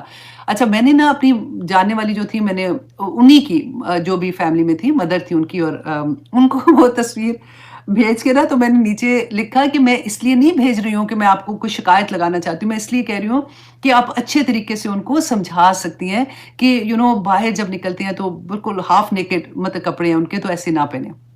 اچھا بھیج دیا نا جب پیغام، اس کے بعد اتنا ڈر لگا جس کے بعد نہیں کہ یہ تو اگر انہوں نے کوئی مائنڈ نہ کر لے، اگر انہوں نے دیکھا تو انہوں نے کہا تم کون ہوتی ہو کہنے والی، 100 طرح کے خیال آتے ہیں، ڈرا کے شیطان کا بخت چھوڑتا بھی نہیں. اب یہ جب میں حرکت کر رہی تھی رات کا ٹائم تھا، اب آنکھ بھی نہ لگے، نیند نہ آئے ڈر کے مارے کہ انہوں نے جب صبح دیکھا تو بہت بری بات ہو جائے گی۔ اچھا مزے کی بات یہ کہ اتنا ڈری کہ میں نے سوچا میں ڈیلیٹ کر دیتی ہوں میسج، یہ مجھے نہیں کرنا چاہیے، اچھی بات نہیں ہے، ایسے نہیں کہنا چاہیے۔ اچھا ٹھیک ہے، میں نے نا اس کو ڈیلیٹ اپنی طرف سے کر دیا اور پھر سکون ہو گیا کہ شکر ہے، دفع کرو جی، میں بعد میں دیکھوں گی اور سو گئی آرام سے۔ اچھا صبح جب میں اٹھی تو جن کو میں نے بھیجا تھا ان کا میسج آیا کہ thank you very much for letting me know, اور انہوں نے بڑا خوبصورت میسج کیا، اٹ از سو بیڈ اور I was literally crying and پھر میں انشاءاللہ میں بات کروں گی، thank you very much for letting me know whatever. میری تو جان نکل کے، میں کہا ہے میں نے تو ڈیلیٹ کیا تھا، یہ کیا ہو گیا؟ اچھا مجھے نہیں پتا تھا کہ واٹس ایپ کا میسج ڈیلیٹ ہوتا ہے، جو ریگولر میسج ہے وہ ڈیلیٹ کوئی نہیں ہوتا۔ تو پھر میں خیر اینی وے اللہ سبحانہ تعالیٰ نے شاید وہاں تک پیغام پہنچانا تھا، تو میں جیسے آپ سے کہہ رہی ہوں نا، تو اللہ سے دعا کیا کریں، یہ آسان کوئی نہیں ہوتا، بس یہ کہ ہمت کرنی پڑتی ہے، کئی دفعہ کرتے ہیں ڈرتے ہیں، شیطان کا مخا ڈراتا بھی بہت ہے کہ یہ ہو جائے گا وہ ہو جائے گا، تو اس لیے میں اپنے ایکسپیرینس آپ کو بتا رہی ہوں۔ تو آئیے جناب ہم آتے ہیں اعوذ باللہ من الشیطان الرجیم، بسم اللہ الرحمن الرحیم۔ اذا زلزلت الارض زلزالہا، جب ہلا دی جائے گی زمین، ہلا دیا جانا اس کا۔ اچھا یہاں پہ دیکھیے اذا کا لفظ ہے نا، اذا کو بھی آپ دیکھیے، اذا ہمیشہ آتا ہے فیوچر کے لیے، مستقبل کے لیے۔ جب از آتا ہے نا، از ہوتا ہے ماضی کے لیے آتا ہے، کہ ماضی میں یہ کوئی بات ہوتی ہے تو اس کے لیے قرآن پاک میں اس کا لفظ آتا ہے۔ اور جیسے اگر ہم کہتے ہیں نا کہ اذا جو نا فیوچر پہ اینڈ پکی بات، مطلب یہ ہو کے رہنے والی بات ہے، اس لیے کیونکہ ان اگر آتا ہے نا، ان کا مطلب ہوتا ہے اگر یہ ہوا، وہ بھی فیوچر کے لیے ہے، لیکن اگر یہ ہوگا تو اس میں پکی بات تو نہیں ہوگا یا نہیں ہوگا، لیکن اذا جب ہوتا ہے نا تو اس کا مطلب ہوتا ہے کہ ہر صورت ہونے والی بات، کہ ہلا ماری جائے گی زمین۔ دیکھیں جب زلزلہ جیسے ہوتا ہے نا کہ ہمارے ذہن میں سب سے بڑی بات کیا آتی ہے کہ اللہ اکبر، کہ جب پوری زمین پہ زلزلہ آ جائے گا۔ ابھی ہم لوگ کیا دیکھتے ہیں جب کبھی زلزلے کی خبر آتی ہے کہ اتنی کچھ سیکنڈ کے لیے زلزلہ آیا تھا تو وہاں پہ کیا حال ہوا تھا۔ اچھا اور دوسرا یہ کہ اب پوری اگر آپ ریسرچ کرتے ہو نا تو آپ کو پتہ چلے گا کہ پوری زیادہ سے زیادہ جو زلزلہ رکا تھا نا وہ 10 منٹ کا، وچ از ٹو لانگ، مطلب اتنا لمبی دیر کے لیے رکا تھا، اس سے زیادہ کہیں نہیں ہوتا۔ اور زلزلہ ہمیشہ پتہ چلتا ہے اس خطے پہ آیا، اس چھوٹی جگہ پہ آیا تھا، فلاں جگہ پہ آیا، فلاں جگہ پہ آیا، لیکن یہ والا زلزلہ جو ہے نا پوری دنیا پہ آ جائے گا۔ اللہ سبحانہ تعالیٰ فرماتے ہیں، میں اس کے بارے میں حدیث میں پڑھی تھی کہ حضرت عبداللہ بن عباس رضی اللہ عنہ فرماتے ہیں کہ جب اسرافیل سور پھونکیں گے نا، اس وقت زمین میں زبردست زلزلہ آئے گا جس سے ہر چیز تہس نہس ہو جائے گی۔ اور پھر اس کے بعد اللہ سبحانہ تعالیٰ نے سورۃ نازعات میں فرمایا اس کے بارے میں، یوم ترجف الراجفہ، کہ جس دن کانپے گی کانپنے والی، تتبعها الرادفہ، کہ اس کے بعد ایک اور جھٹکا، مطلب ایسے نہیں ہوگا کہ رک گیا، جھٹکے پہ جھٹکا، جھٹکے پہ جھٹکا، پوری زمین برابر، پورے آپ سوچیں کہ ہر طرف پہاڑ تو چلو ہمیں نہیں نظر آ رہے نا، جہاں پہ بھی ہوں گے وہاں انہی کو نظر آئیں گے، پوری بلڈنگز، عمارات، اب دیکھیے درخت، ہر چیز ہل کے ختم ہونے والی ہو جائے گی۔ اور اللہ سبحانہ تعالیٰ فرماتے ہیں قلوب یومئذ واجفہ، اس دن دل کانپ رہے ہوں گے، ابصارها خاشعہ، اور آنکھیں جو ہوتی ہیں نا وہ سہمی ہوئی ہوں گی۔ اور سورۃ مومن میں آیت نمبر 18 میں اللہ سبحانہ تعالیٰ نے فرمایا ہے پیغمبر ان لوگوں کو اس دن سے ڈراؤ، ان کو بتاؤ کہ جو قریب ہی آ لگا ہے، جس دن کلیجے منہ کو آ رہے ہوں گے، لوگ غم سے بھرے ہوئے ہوں گے، اور ظالموں کے لیے کوئی جگری دوست، کوئی سفارش کرنے والا نہیں ہوگا جس کی سفارش سنی جائے گی۔ اور پھر اللہ سبحانہ تعالیٰ فرماتے ہیں وَأَخْرَجَتِ الْأَرْضُ أَثْقَالَهَا، اور اس دن نکال لے گی زمین اثقالہا، اپنے بوجھوں کو۔ زمین کے اندر کون سے بوجھ ہے؟ سارا کچھ آپ دیکھیں، جب ہم مردہ جو بھی ہے جب ہم زمین میں دفناتے ہیں اس دفعہ سارا کچھ، اور اس کالہ میں آتا ہے کہ جو اس کے خزانے ہوں گے، جو معدنیات ہوں گی، وہ سب نکال کے باہر کر دے گی۔ حدیث میں آتا ہے، صحیح مسلم کی حدیث ہے کہ رسول اللہ نے فرمایا کہ زمین اپنے جگر کے ٹکڑے سونے اور چاندی کے ستونوں کی صورت میں اگل کے باہر نکال دے گی۔ قاتل دیکھ کر کہے گا کہ کیا اس کی خاطر میں نے قتل کیا؟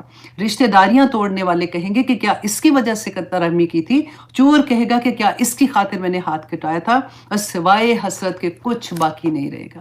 اللہ اکبر۔ اور پھر وقال الانسان ما لہا، اور اس دن انسان کہے گا کہ اس کو کیا ہو گیا ہے، اللہ اکبر. اب دیکھیے کہ یہاں پہ اللہ سبحانہ تعالیٰ نے انسان کا لفظ استعمال کیا ہے نا. اس دن جو مومن ہوگا نا اس کو آلریڈی پتا ہوگا کہ کیا ہونا ہے، کیونکہ اس نے تو پڑھا تھا، اس نے علم لیا تھا، وہ اسی کے مطابق عمل بھی کر رہا تھا. لیکن جس نے علم بھی لیا لیکن اس نے سوچا اچھا ٹھیک ہے دیکھی جائے گی جب آئے گی، یا پھر اس نے علم لیا ہی نہیں، اس وقت ان کا یہ حال ہوگا کہ وہ کہیں گے کہ یہ کیا ہو رہا ہے اس زمین کو، یہ کیوں ایسے کر رہی ہے. انسان دیکھیں جب ہم فار ایگزامپل ہم میں سے اب ایز اے مسلمان ہم دیکھیں، ہم میں سے ہر ایک کو یہ پتا ہے کہ ہم لوگوں کا موت، یہ قیامت کا تو چلے دور کی بات لیتے ہیں نا، ہمیں ہر ایک کو یہ پتا ہے کہ موت کا دن مقرر ہے اور موت آنی ہے، اور ہم تو ہر دیکھتے بھی ہیں نا، اپنی آنکھوں سے روز سن رہے ہوتے ہیں کہ آج اس کا وقت آ گیا، آج اس کا وقت آ گیا. کیا ہم تیار ہیں؟ اس سورہ میں اللہ سبحانہ تعالیٰ قیامت کے دن کے لیے تیار کروا رہے ہیں کہ یہ دیکھو ابھی تمہارے پاس جو وقت ہے نا یہ بہت قیمتی ہے، تمہاری زندگی بہت قیمتی ہے، اس میں تم بہت کچھ حاصل کر سکتے ہو، لیکن جب یہ قیامت کا دن آ گیا تو سب کچھ ختم ہو جائے گا، اعمال کے دروازے بھی بند ہو جائیں گے، پھر کوئی نیکی تم نہیں کر سکو گے. اس دنیا میں رہتے ہوئے ابھی تم سانس لے سکتے ہو، اللہ نے تمہیں اذن دیا، ابھی ایسے نہیں آپ لوگ کلاس میں بیٹھے ہوئے اور ایسے نہیں میں آپ لوگوں کو پڑھا رہی ہوں، یہ اللہ سبحانہ تعالیٰ نے ہمیں اذن دیا ہے، اللہ سبحانہ تعالیٰ نے اجازت دی ہے تو ہم بیٹھے ہیں. اتنی کوئی اب اتنی بڑی بات ہے کہ یہ کون سی محفل ہے کہ جس میں اب سوچیں فرشتے اپنے پیر پھیلا کے بیٹھ جاتے ہیں، فرشتے ہمارے لیے مغفرت کی دعائیں کر رہے ہوتے ہیں. اس محفل میں اللہ سبحانہ تعالیٰ فرماتے ہیں کہ کیا اس دن جس دن انسان پریشان ہو جائے گا، ختم ہو جائے گا نا سارا کچھ، کہ کیا ہو گیا ہے، کہ آپ دیکھیے موت کا پتہ بھی ہوتا ہے. اگر ڈاکٹر آپ کسی اپنے جاننے والوں میں سے آپ کو نے دیکھا ہوگا، کبھی فیملی میں ایکسپیرینس ہوتا ہے، کبھی جاننے والوں میں ہوتا ہے، ڈاکٹر کے پاس گئے بیمار تھے، پتہ چلا جی ان کو کینسر ہو گیا فار ایگزامپل. آپ سوچیں نہ صرف اس بندے کی جس کو یہ نیوز ملتی ہے، پورے خاندان کی جان نکل جاتی ہے. ایون دو وی نو کہ موت کا دن ہے، تیاری کوئی نہیں ہوتی ہے. ہم نے کبھی اپنے آپ کو تیار رکھا ہی نہیں ہے اس کے لیے، ہم یہاں سے جانے کے لیے، کیونکہ اللہ سبحانہ تعالیٰ ہماری جان اللہ کی انعامات میں سے ایک نعمت ہے، اللہ سبحانہ تعالیٰ نے ادھاری دی ہے. اللہ سبحانہ تعالیٰ نے قرآن پاک میں فرما دیا کہ میری نعمت ہے، یہ تمہیں میں نے عطا کی، میرے جب دل چاہے گا میں اس کو واپس لے جاؤں گا. تم اپنی تیاری مکمل رکھو، کیونکہ تیاری ہے نہیں ہے. ہم نے اس بات کو گھر میں اگر کوئی بچہ بھی بات کرتا ہے نا تو ہم اس کو ڈانٹ دیتے ہیں کہ نہیں اس کے بارے میں بات نہ کرو، مرنے کے بارے میں بات نہیں کرو، کیونکہ ہم نہ سننا چاہتے ہیں. یہ تو ایک ایسا ٹاپک ہے جو ڈسکس ہونا چاہیے، جو بچوں کو بھی پتا ہونا چاہیے کہ ہمارے پاس زندگی کے کتنے ٹائم پتہ نہیں ہے کہ ہے یا نہیں ہے، اگلے سانس کا بھی نہیں پتا، ملنے کو تو اللہ سبحانہ، اور مل بھی کیا تو کیا 70-80 سال جو مل بھی جاتے ہیں تو کیا ملے ہیں ہم لوگوں کو، جس کا حساب ایک ایک لمحے کا تو حساب دینا ہے نا اللہ سبحانہ تعالیٰ کو جا کے. اور اس میں دیکھیے کہ اللہ سبحانہ تعالیٰ فرماتے ہیں کہ وہ قول الانسان ما لہا، کہ سورۃ القمر میں اللہ سبحانہ تعالیٰ نے فرمایا کہ جس دن پکارنے والا ایک غیر متوقع چیز کو پکارے گا، اس روز لوگ سہمی ہوئی نگاہوں کے ساتھ قبروں سے اس طرح نکلیں گے گویا کہ وہ بکھری ہوئی ٹڈیاں ہیں، پکارنے والے کی طرف دوڑ رہے ہوں گے. منکرین قیامت کہیں گے کہ یہ دن تو بڑا کٹھن ہے. اور سورہ جاثیہ میں اللہ سبحانہ تعالیٰ فرماتے ہیں کہ اس روز تم ہر گروہ کو گھٹنوں کے بل گرا ہوا ہر گروہ کو گھٹنوں کے بل گرا ہوا دیکھو گے، ہر گروہ کو پکارا جائے گا کہ آئے اور اپنا نامہ اعمال دیکھے کہ آج تم نے ان نامہ اعمال کے بدلے میں تمہیں وہ دیا جائے گا جو تم اس دنیا میں کما کے آئے ہو. اللہ اکبر. تو یہ اس دن انسان ہم دیکھیں گے تو ہم اب اس آیا کی اس سورہ کی ایک ایک آیا کو نا آپ نے یہ نہیں لینا کہ اچھا ان کے ساتھ ہی ہوگا اس کے ساتھ ہی ہوگا، اپنے آپ کو پلیسمنٹ آپ نے کرنی ہے کہ اس وقت جب یہ حال ہو رہا ہوگا، اگر میں نہ زندہ رہی فار ایگزامپل تو قیامت کا زلزلہ کسی اور کے سامنے بھی آ رہا ہے جو اس زمانے میں زندہ ہوں گے، تو میں قبر میں تو ہوں گی نا، تو ایکسپیرینس تو میں بھی کروں گی. تو یہ اللہ سبحانہ تعالیٰ جو فرما رہے کہ قبر سے ٹڈیوں کی طرح نکلیں گے تو میری پلیسمنٹ کیا ہوگی اس وقت، اور میرا کیا حال ہوگا، میں اس دنیا سے کیا لے کے جا رہی ہوں، اور میرے اللہ نے کیا بتایا کہ مجھے کیا لے کے جانا چاہیے اور کیا مجھے نہیں لے جانا چاہیے. کہ قول الانسان ما لہا یومئذ تحدث اخبارہا، اس دن یہ زمین جو ہے نا یہ بیان کر دے گی اخبارہا، اپنی تمام خبریں. آپ جس زمین پہ بیٹھے ہیں نا، جس پہ آپ لوگ پاکستان میں رات ہے، اگر آپ اپنے بستروں میں لیٹے ہوئے تو زمین کے اوپر ہی بسترے ہیں نا، چارپائی ہے، بیڈ ہے یا جو بھی ہے، جو کچھ بھی ہم اس دنیا میں کرتے ہیں ہم اس زمین پہ ہی کرتے ہیں نا. تو اس دن اللہ سبحانہ تعالیٰ یومئذ تحدث اخبارہا کہ اپنی خبریں کھول کے بیان کر دے گی، ہماری ویڈیو لیک ہو جائے گی. سنا ہے نا یہ لفظ، جان نکلتی ہے نا جب کسی کا سنا ہائی اس کی ویڈیو لیک ہو گئی. اس دن ہماری ایک نہیں ویڈیوز پہ ویڈیوز لیک ہو رہی ہوں گی. کہ ہم نے اس دنیا میں کیا کام کیے. اچھے کام بھی لیک ہوں گے اور برے کام بھی ہوں گے. اس زمین پہ کیا کیا تھا. نمازیں پڑھی تھی الحمدللہ. پہلے ہم اچھی باتیں سوچ لیتے ہیں. نمازیں کہاں پہ پڑھی تھی, سجدے کہاں پہ کیے تھے, کس جگہ پہ ہم ایون واک کرنے گئے تھے, ہم نے تسبیح کی تھی, ہم رات کو اٹھ کے تہجد پڑھی تھی, ہم نے اکیلے بیٹھ کے کہاں پہ آنسو بہائے تھے, کہاں پہ ہم نے نیکی کا کام کیا تھا جو ہم نے چھپا لیا تھا, کہاں پہ ہم نے کیا کچھ جو بھی کام کیا تھا سب کچھ ظاہر ہو جائے گا. اور پھر یہ بھی ظاہر ہوگا کہ رات کے اندھیرے میں جب آپ ٹک ٹاک پہ بیٹھے تھے تو کیا دیکھا تھا, آپ نے کس کو کیا میسج کیا تھا, کس وقت آپ کیا کام کر رہے تھے, کس پارٹی میں آپ نے کس کو آنکھ کے اشارے سے بھی کس بات ایسی کہہ دی تھی, کب آپ نے چگلی لگائی تھی, کب آپ نے جھوٹ بولا تھا, کب آپ نے کسی کے لیے بری بات سوچی تھی. اللہ اکبر. کیا کچھ کہاں سے پاؤں چل چل کے آپ کے کس جگہ پہ گئے تھے, اس جگہ پہ جتنے گھنٹے آپ لگا کے آئے تھے اس گھنٹے کا حساب دو گے. آپ ذرا دیکھیے. میں جو بار بار کہتی ہوں نا مہندیوں کا, میں اس لیے میں بڑی بات نہیں کہتی ہوں. ہم میں سے کون کلبوں میں جاتا ہے اور خدا نہ خواستہ شرابیں پی رہا ہے یا ایسے کر رہا ہے. ہم لوگ تو معصوم سے لوگ ہوتے ہیں نا, جو ہماری تو یہ چیزیں نہیں ختم ہوتی ہیں. اب سوچیں کہ وہ 4 یا 3 گھنٹے کی مہندی کا وقت کا حساب آگے دیکھیے گا کہ اللہ سبحانہ تعالیٰ کیسے حساب پوچھیں گے, کہ کیسے حساب دیں گے. یہ پاؤں چل کے جہاں پہ جاتے ہیں اور جہاں سے واپس آپ کو لے کے آتے ہیں اس کا حساب دینا پڑے گا. اللہ سبحانہ تعالیٰ فرماتے ہیں, بار بار پڑھیے, یومئذ تحدث اخبارہا. ہم سوچتے ہیں زمین کیسے بولے گی اس دن. جیسے زبان آپ کو لگتا ہے یہ کیسے بولتی ہے, یہ گوشت کا ایک ٹکڑا ہے نا, اس کو کون حرکت دے رہا ہے, کون آواز نکال رہا ہے, کون اس کو گویائی بخش رہا ہے. وہی رب اس زمین کو گویائی بخشے گا قیامت کے دن کہ تم بولو, اور وہ بولے گی. اس سے پہلے بھی بولی تھی یہ زمین. آپ کو پتہ ہے جب اللہ سبحانہ تعالیٰ نے فرمایا تھا قرآن میں کہ ان کو کہا تھا, آسمان اور زمین کو کہا تھا کہ تم طوعاً و کرہن آتے ہو میری طرف, مطلب اللہ سبحانہ تعالیٰ کی طرف آتے ہو کہ نہیں, تو انہوں نے کہا نہیں ہم خوشی سے آتے ہیں. بولی تھی اس وقت بھی زمین اس وقت بھی تھر تھر کانپی تھی جب اس کو بنایا گیا تھا, تخلیق کیا گیا تھا کہ میرے اوپر یہ آدم جو ہے یہ غلط کام کریں گے. کیونکہ آپ سوچیں کہ کوئی بہت نیک, اس کو پتا ہے کہ غلط کام نہیں کرنا, وہ نیکی کا کام کر رہا ہے, اور اس کے سامنے جب کوئی غلط کام کرتا ہے, اسپیشلی اس کے اپنے بچے فار ایگزامپل, اس ماں کا رو رو کے کیا حال ہوتا ہے. بالکل وہی چیز سوچے کہ وہ زمین جو تھی وہ تو اللہ کی مخلوق ہے نا, اللہ کی حکم کی تابع, وہ اللہ سبحانہ تعالیٰ سے محبت کرنے والی, وہ روئی ہے, وہ تھر تھر کانپی ہے کہ میرے اوپر یہ مخلوق آ کے غلط کام کریں گے تو مجھے آپ نے پیدا کیوں کیا, یہ مخلوق میرے اوپر کیوں اس طرح سے آپ نے رکھی ہے. تو اللہ سبحانہ تعالیٰ نے اس کو کہا تھا کہ تم تھم جاؤ, پہاڑ اس کے اوپر گاڑ دیے تھے. جب تک اللہ کا حکم نہیں ہے وہ برداشت کرتی جا رہی ہے. جب اللہ حکم دیں گے وہ پہلے سے تیار ہوگی, اور وہ یہ گواہیاں ہیں. قیامت کے دن ایک زمین نہیں, ہوا بھی گواہی دے گی. ایک ایک چیز آپ سوچیں, یہ درخت, یہ پتے, یہ چرند, یہ پرند, یہ ہمارے جسم کی جلدیں, ہم کہیں گے تمہیں کیا ہو گیا, کیوں میرے خلاف گواہی دے رہی ہو. ایک دھان پان کے ہم انسان اور کروڑوں گواہیاں ہوں گی, اور ہمارے سب نامہ اعمال سامنے آ جائے گا. ٹی وی بڑا بڑا ٹی وی کے اوپر دکھا دیا جائے گا, اور ہر گناہ جو ہے نا اور ہر نیکی وہ بالکل ایسے پکچر کے سامنے, ایک جسم کے سامنے ہمارے سامنے آ جائے گی اس دن. ہم افورڈ کر سکتے ہیں ایک لمحہ بھی ضائع کرتے ہوئے, ہم افورڈ کر سکتے ہیں کہ 1 گھنٹے کا بیٹھ کے ڈرامہ دیکھ لیں. ہم اسے ہزاروں لوگوں کا ایک ہی کویسچن ہوتا ہے کہ ڈرامہ دیکھنے میں کیا غلطی ہے بھائی, ڈرامہ کوئی حرام ہے دیکھنا؟ بھائی نہیں حرام ہے, لیکن آپ دیکھو تو first of all it's a long discussion, وہ بات کی بات ہے, لیکن اسی پوائنٹ پہ آپ دیکھ لو کہ دیکھو کہ آپ اتنا وقت آپ ضائع کر رہے ہو. آپ نے آگے جا کے کتنی آپ غلطیاں دیکھیں. حضرت ابوبکر صدیق رو رو کے ان کا برا حال ہو گیا تھا جب انہوں نے یہ والی سورہ سنی تھی. اور ہم اتنے لائٹ لے کے سارا دن, تو ہم صبح سو کے اٹھیں گے تو زیادہ 99% لوگ تو جاب پہ چلے جاتے ہیں, عورتیں بھی جا رہی ہیں, آدمی بھی جا رہے ہیں, جاتے ہی ہیں. اور جو بیچاری گھر میں بھی بیٹھی ہیں تو بچے تو گھر, اور کھانا پکانا, صفائی کرنا, اب یہ ہو گیا وہ ہو گیا, تو ہوتا ہے نا زندگی میں. یہ کمانے کا ٹائم کب ملے گا, کب ہمیں اتنا وقت ملے گا. اچھا پھر that is my own time. اب ڈرامہ جو ہے نا that is my own time. اس وقت تو میں بچوں کو بھی کہہ دیتی ہوں, سلا کے میں کہتی ہوں مجھے نہ تنگ کرنا, دس از مائی اون ٹائم, میں ریلیکس ہوتی ہوں. ہمارا ریلیکس ہونا کہاں پہ پڑا ہوا ہے, اس کو دیکھیں آپ.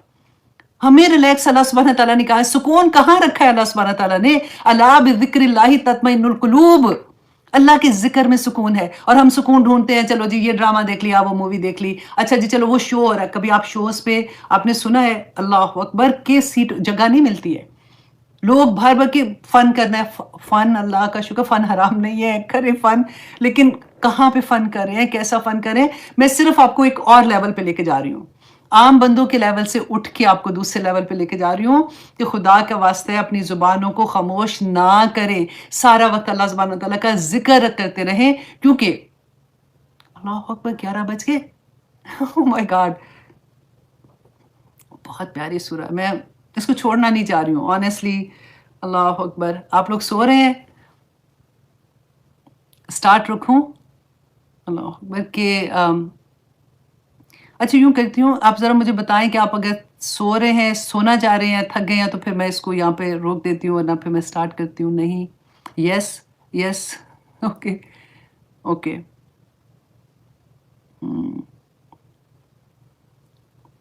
آئی تھنک چلے میں سٹارٹ اوکے سٹارٹ کر دیتی ہوں۔ گڈ، الحمدللہ۔ اچھا جی، اب زمین کے بارے میں بات کر رہے تھے، ہم گواہیوں کے بارے میں بات کر رہے تھے کہ اللہ سبحانہ تعالیٰ نے قیامت کے دن کیوں گواہیوں کی ضرورت ہے۔ اللہ سبحانہ تعالیٰ کو تو سب پتہ ہی ہے، ادھر سے کرامن کاتبین، ادھر سے ہر چیز، اتنی گواہیاں اکٹھی ہوں گی، تو بیکاز اللہ سبحانہ تعالیٰ ہمیں یہ بتانا چاہتے ہیں کہ اے بندے، کوئی ایسا کام تجھے نہیں کرنا چاہیے، کیونکہ کہیں تو چھپ ہی نہیں سکتا۔ اگر تو نے گناہ کرنا ہے نا، تو پھر ایسی جگہ پہ کر جو زمین سے باہر نکل جا، تاکہ تیری گواہیاں نہ وہاں پہ بنے۔ زمین سے باہر نکل سکتے ہیں؟ نہیں نکل سکتے، تو کیسے کر سکتے ہیں ہم؟ اللہ سبحانہ تعالیٰ ہمیں توفیق عطا کرے کہ ہمیں اس سورہ کی اصل سمجھ آ جائے اور ہمارے عمل آسان بن جائے، آمین ثم آمین۔ اچھا جی، اب آگے اللہ سبحانہ تعالیٰ فرماتے ہیں یومئذ تحدث اخبارہا، کہ اس دن وہ بیان کر دے گی اپنی خبریں، بِأَنَّ رَبَّكَ أَوْحَىٰ لَهَا، اتنی فرما بدار ہے کہ اس کے رب نے وحی کی ہے۔ وحی یہاں پہ جو آتا ہے نا، جیسے ہم نے دیکھا تھا اس میں بھی وحی کا لفظ آتا ہے، جب شہد کی مکھی کی بات تھی کہ اللہ سبحانہ تعالیٰ بیسیکلی الہام کر دیں گے، اللہ سبحانہ تعالیٰ اس کو حکم دیں گے، اجازت دے دیں گے۔ آزینہ اس میں آتا ہے کہ اللہ سبحانہ تعالیٰ اس کو حکم دے دیں گے، اور وہ تو پہلے سے ہی تیار تھی کہ وہ ساری خبریں اللہ سبحانہ تعالیٰ کے سامنے کھول کے بیان کر دے گی۔ اللہ سبحانہ تعالیٰ فرماتے ہیں یومئذ یصدر الناس اشتاتا لیروا اعمالہم، اللہ اکبر، کہ اس دن لوٹیں گے لوگ الگ الگ ہو کر تاکہ وہ دیکھیں اعمال اپنے۔ اس دن پہلے تو جیسے پہلا سور پھونکا جائے گا، قبروں سے نکلیں گے، ٹڈیوں کی طرح نکلیں گے، کہتے ہیں ہر ایک کے ساتھ فرشتے ہوں گے جو ان کو ہانکتے ہوئے لے کے جا رہے ہوں گے۔ یہ سارا کچھ ہم نے بہت دفعہ پڑھا ہے، رائٹ؟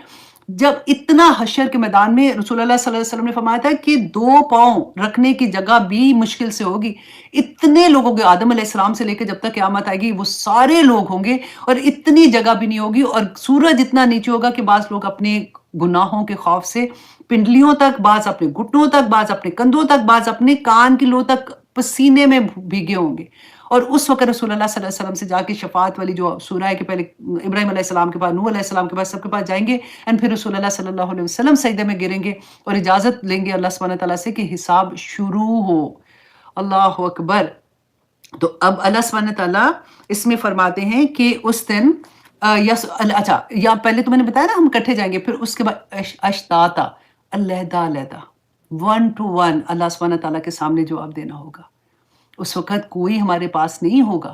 اللہ سبحانہ تعالیٰ اس وقت پوچھیں گے کہ تم نے یہ، میں نے تمہیں، ہم نے پڑھا قرآن میں نا کہ جو نعمتیں اللہ سبحانہ تعالیٰ نے دی ہیں وہ اس کے بارے میں آگے آئے گا، اگلی سورہ میں میرا خیال آ رہا ہے کہ اللہ سبحانہ تعالیٰ اس کے بارے میں پوچھیں گے، سوال کیا جائے گا کہ تم نے اس کا حق ادا کیا تھا کہ نہیں کیا تھا۔ اب دیکھیں اس کے بعد سورۃ انشقاق میں اللہ سبحانہ تعالیٰ نے فرمایا تھا کہ اس دن الگ الگ ہو کے آئیں گے تاکہ وہ دیکھیں اپنے اعمال، کہ یا ایہا الانسان انک کادح الی ربک کدحا فملاقی۔ امیجن کرے ذرا کہ اللہ سبحانہ تعالیٰ فرما رہے ہیں کہ اے انسان، تو آہستہ آہستہ ادھر ہی جا رہا ہے، مطلب موت کی طرف ہی ہم جا رہے ہیں نا، ایوری ڈے ہمیں موت کی طرف لے کے جا رہا ہے، تو آہستہ آہستہ تو چلتا جا رہا ہے اس وقت کی طرف کہ تو اپنے رب سے ملاقات تیری ہوگی۔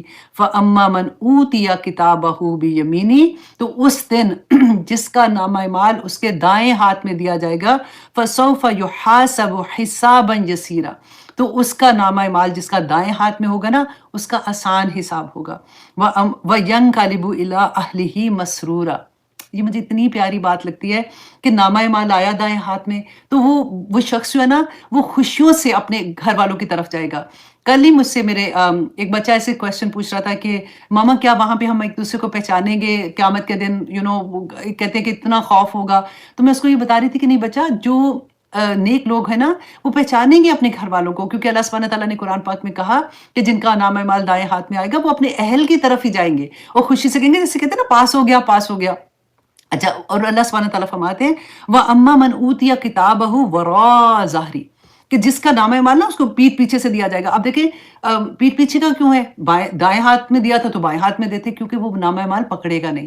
اس کو پتا ہوگا کہ یہ تو بائیں ہاتھ میں آیا تو اس کے بعد میرا کیا حشر ہونے والا ہے. تو اللہ سبحانہ تعالیٰ فرماتے ہیں فَسَوْفَ يَدْعُو ثُبُورًا کہ ان قریب پھر وہ موت کی طرف پکارا جائے گا، وہ موت کو پکارے گا. وَيَصْلَىٰ سَعِيرًا اور اس کو آگ میں ڈال دیا جائے گا. کیوں؟ إِنَّهُ كَانَ فِي أَهْلِهِ مَسْرُورًا کہ وہ دنیا میں اپنے گھر والوں کی طرف خوشیوں سے آتا تھا. اللہ اکبر. وہ جس کا نامہ اعمال دائیں ہاتھ میں دیا تھا ادھر ہی قیامت والے دن ہی اپنے گھر والوں کی طرف خوشی سے آ رہا ہے کہ میرا نامہ اعمال دائیں ہاتھ میں آ گیا. اور دوسرا بائیں والا کیا ہے؟ گھر والوں کی طرف نہیں آیا.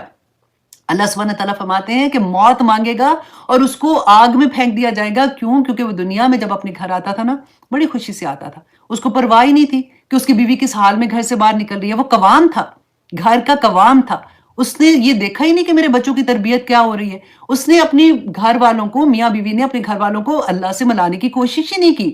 تو اللہ سبحانہ تعالیٰ نے اب دیکھیں یہ باتیں ایسی نہیں ہے کہ ہاں پتہ نہیں کس نے کہا. اللہ سبحانہ خود ہی سے پڑھ کے دیکھیے کہ وَإِنَّهُ كَانَ فِي أَهْلِهِ مَسْرُورًا کا اور کیا مطلب نکلتا ہے.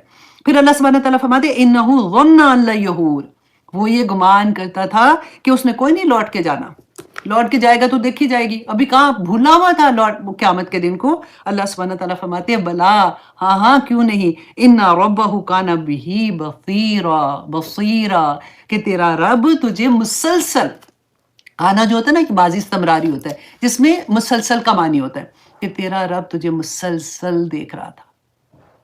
اللہ اکبر. اللہ سبحانہ تعالیٰ فرماتے ہیں آگے فَمَن يَعْمَلْ مِثْقَالَ ذَرَّةٍ خَيْرًا يَرَهُ اللہ اکبر کہ جو عمل کرے گا ذرے کے برابر بھی اس نے نیک عمل کیا ہوگا نا وہ اس دن بھی دیکھ لے گا، آنکھوں سے دیکھے گا اپنے عمال کو. آج تم بھول جاتے ہیں نا، کبھی ہوتا ہے چھوٹی سی نیکی بھی کی چلو کر دی لیکن بھول گئے. اس کے بعد اللہ سبحانہ تعالیٰ اس دن ہمیں چھوٹے سے ذرے کے برابر بھی عمل کیا ہوگا نا وہ بھی دکھا دیں گے. وَمَن يَعْمَلْ مِثْقَالَ ذَرَّةٍ شَرًّا يَرَهُ اور جس نے ذرے کے برابر برائی کی ہوگی نا اللہ سبحانہ تعالیٰ قیامت کے دن وہ بھی دکھا دیں گے.